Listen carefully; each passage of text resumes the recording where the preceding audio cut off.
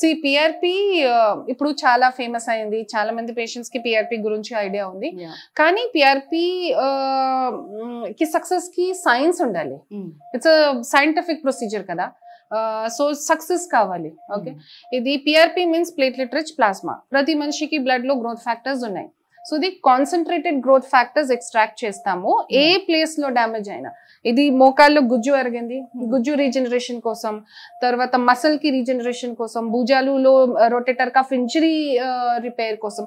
So ఏ place లో damage అయిందా ఈ ప్లేస్ కి రిపేర్ కోసం ఇది పిఆర్పి చేస్తాము.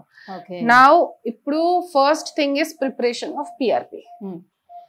ప్రతి పేషెంట్ కి డిమాండ్, ప్రతి పేషెంట్ కి రిక్వైర్మెంట్ వేరే ఉంది. ఓకే, నౌ సపోజ్ ఈ పేషెంట్ ఉన్నారు, పేషెంట్ కి ఎంత డ్యామేజ్ అయింది దాని ప్రకారం preparation of PRP is important. Okay, second point, ఈ సర్ కి ఈ పక్క ఈ జాయింట్ లో ఓన్లీ ఈ ప్లేస్ లో నొప్పి ఉంది.